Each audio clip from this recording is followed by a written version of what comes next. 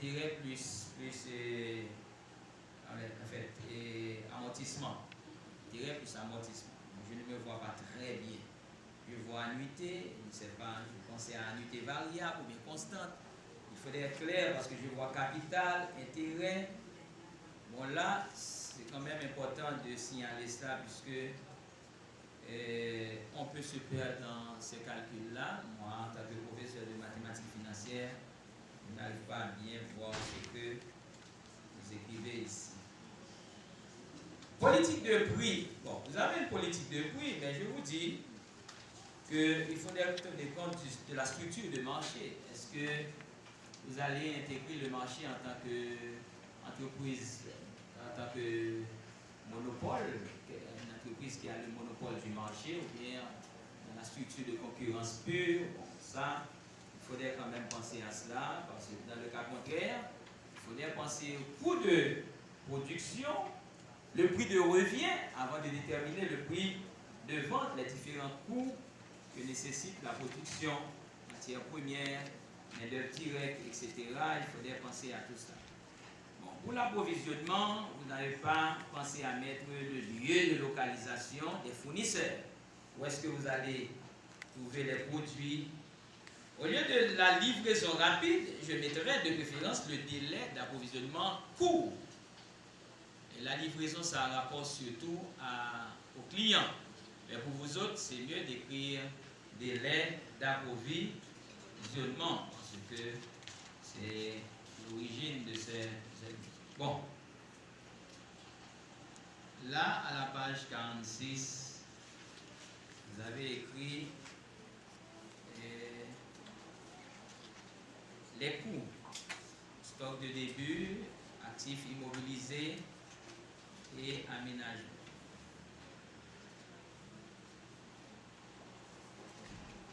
Parmi les coûts, je n'ai pas vu les coûts de production.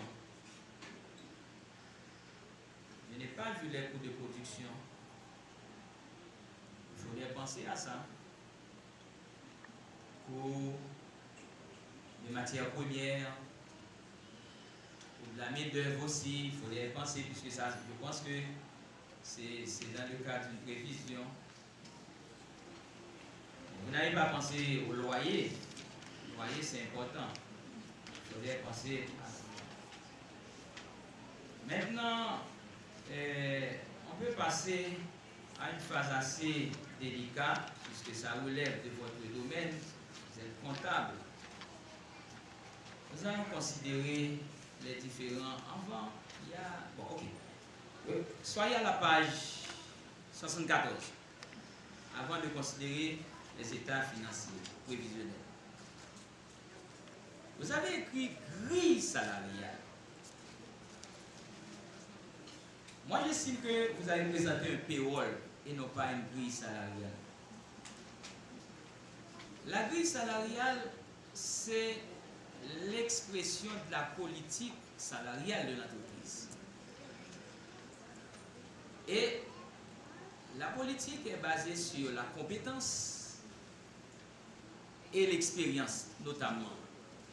Donc, si vous écrivez ça comme grille de salaire, c'est un petit peu se démarquer de ce concept qui exige beaucoup plus. Il faut les compétences, avoir un diplôme, avoir un nombre d'années d'expérience avant de classer quelqu'un dans un poste ou bien dans un autre. Bon, vous avez à la page 80, vous avez le tableau des prix. Tableau des prix. 400 $, alors que sur le marché, c'est 750. Est-ce que c'est good ou bien dollar? Je ne sais pas. Vous n'avez pas mis l'unité monétaire. Prix unitaire. Est-ce que c'est good? Est-ce que c'est dollar? Bon, il faudrait y penser. Bon. Le mécanisme de formation des prix.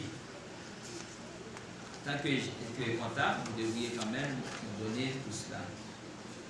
À la page 83, vous avez augmentation de 20%. Ça, c'est le taux de croissance.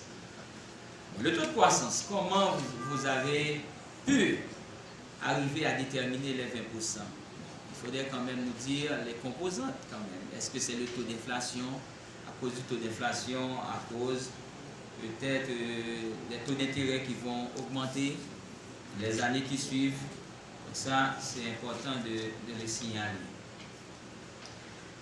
Les amis, c'est important de vous dire la chose suivante. Il faudrait absolument avoir un budget. La budgétisation.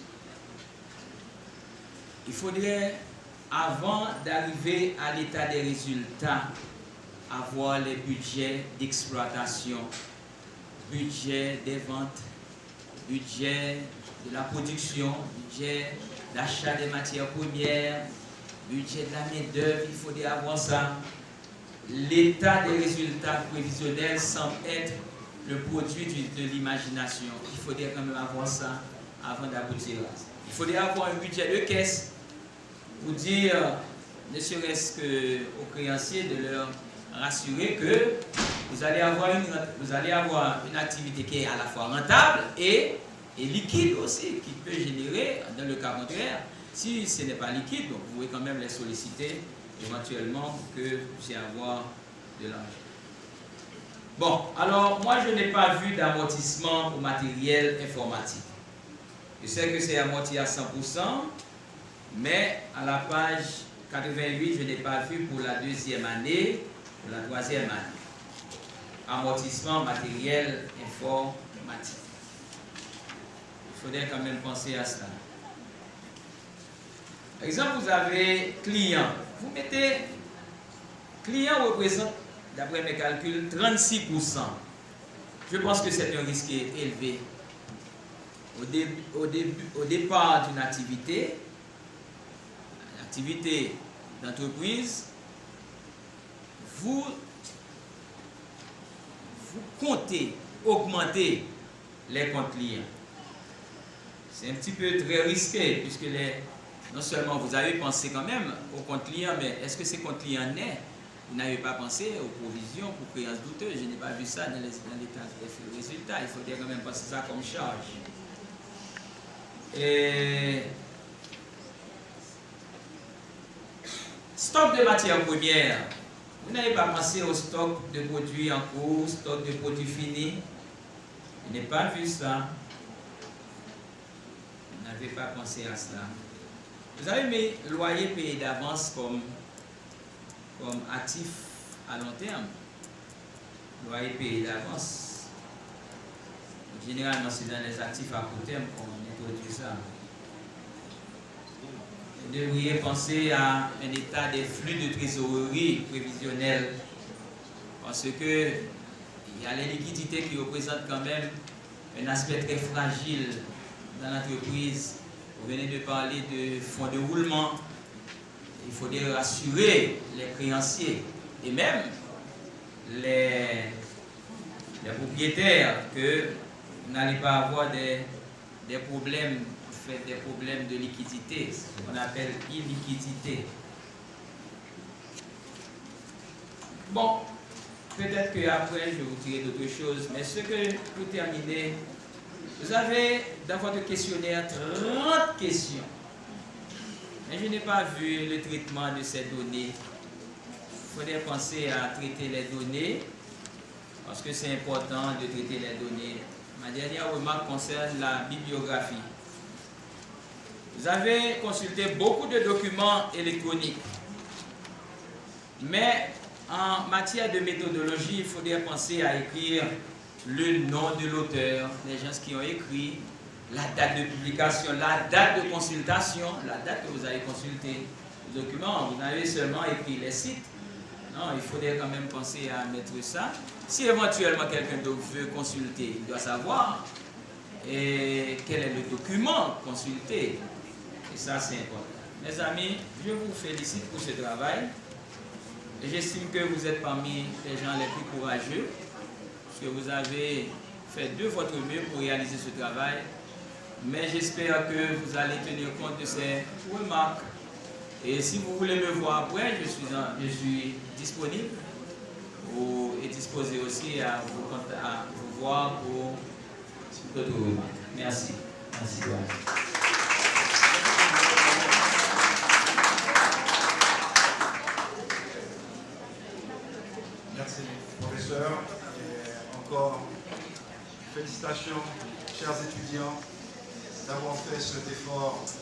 appréciable pour présenter ces travaux.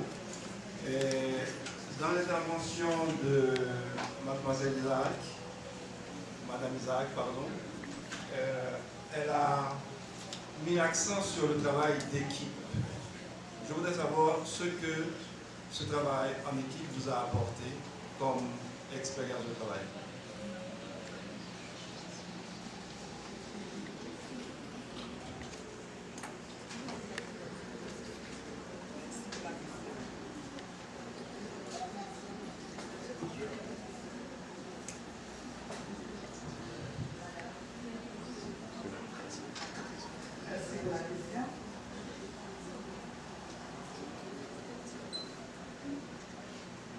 Ce travail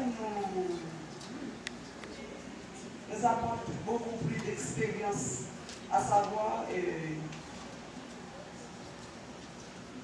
lorsque chacun de nous a une idée, nous les partageons, et enfin,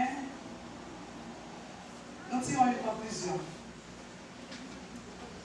Et ensuite,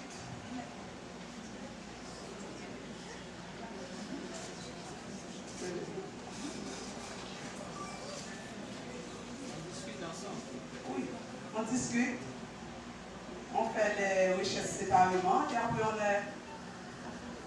on les collecte. Est-ce que quelqu'un d'autre voudrait compléter la réponse de Madame Isaac ou est-ce que ça vous suffit?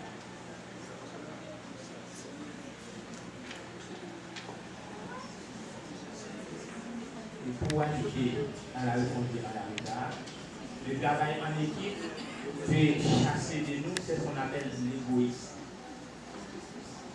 Je voudrais ajouter une autre question qui s'adressera toujours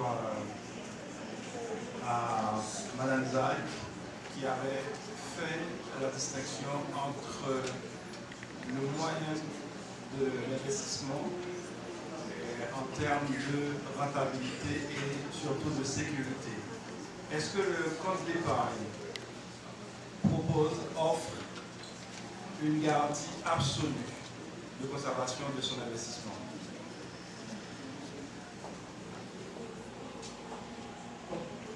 Quand il s'agit de faillite, nul n'est à l'abri, mais la loi fait obligation à toutes les institutions financières d'avoir un compte de réserve pour les clients. Et au cas où il aura faillite,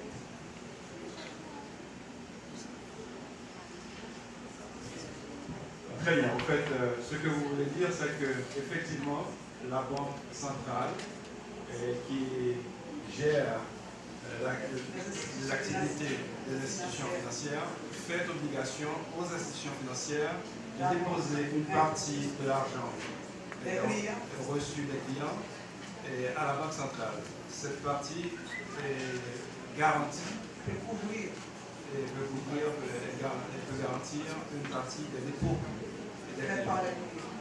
Okay. Merci. Est-ce que quelqu'un d'autre voudrait ajouter quelque chose?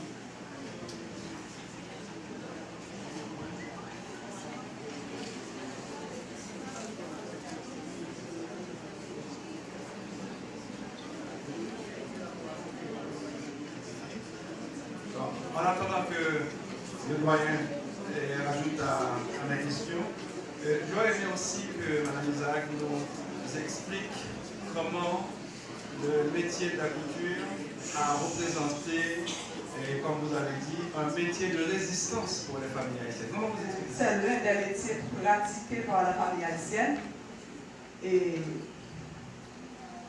la plupart de la famille haïtienne vivait de ce métier. Surtout dans les périodes de festivité, à travers les rues, on voit les couturières qui préparent des vêtements. Ok. Mentionner toutes les coquilles relevées ici et là. Mais de toute façon, il y en a qui me paraissent importantes. Par exemple, du point de vue comptable, gourde. Quand on dit 150 gourdes, vous ne pouvez pas être des comptables et écrire 150 gourdes comme des femmes. 150 gouttes, c'est gouttes 150,20. Ah ouais? C'est ça, M. Maxime. En même occasion, vous avez écrit 150 gouttes, 200 gouttes, comme s'il s'agissait d'étudiants, d'écoliers en élémentaire ou en... C'est important, parce qu'il ne faut pas l'oublier. Le document, s'il est accepté avec la délibération du jury, sera versé aux archives universitaires. Donc, il doit faire honneur tant à vous qu'à l'université que vous représentez. À la page 23. L'organigramme. Vous allez devoir nous donner des explications sur cet organigramme. Tout d'abord, vous dites qu'il s'agisse de la structure administrative de la société. Petit a. À mon sens,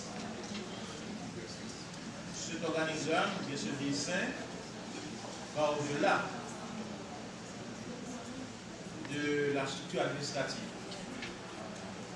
Ensuite, du point de vue technique, du point de vue professionnel, il va falloir le refaire. D'accord? Parce que l'organigramme est très très mal présenté. Il y a des logiciels qui permettent à tout professionnel de présenter un organigramme, de bien le dessiner. D'accord? Parce que les lignes, les cases ont une signification particulière.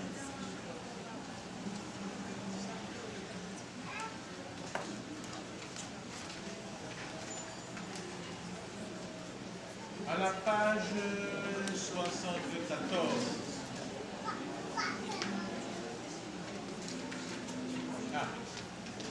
Monsieur Maxime nous en a parlé. La page se réfère à la grille salariale. Mais je voudrais insister sur la bibliographie. La bibliographie est un repère. Elle permet aux gens qui lisent votre document d'apprécier mieux l'effort que vous avez fait, l'effort de recherche que vous avez fait. La bibliographie peut servir à d'autres chercheurs, d'autres étudiants.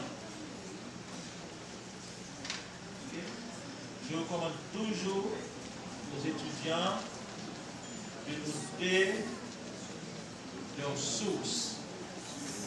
Mais la bibliographie, il faut bien la présenter, il y a des règles. Ce sont les livres d'abord,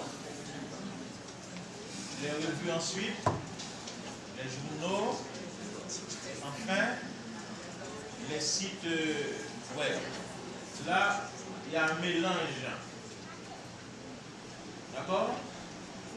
Déjà, à la première ligne, vous semblez faire ce qu'on appelle une historique des auteurs Establet et Pascal. Ensuite, à la fin, je ne sais pas si c'est le fait de la fatigue, vous semblez mélanger la technique anglo-saxonne avec la technique française. Vous avez commencé avec une technique, là vous changez. Quand vous, à la deuxième page, page 101, là vous notez les auteurs Aminata, etc. Donc il va falloir extraire tout ce qui est page web, tout ce qui est revue, et représenter ça. Ça, c'est pour les questions de forme. Mais en termes de forme, je vous dirais que Pierre Guillaume, c'est avec les unions. Hein? Pierre Guillaume, les unions. D'accord? Ok? Non, je n'ai pas deux prénoms. Un seul prénom. Un prénom composé. Vous devez connaître le nom de votre recteur et savoir bien l'écrire. D'accord?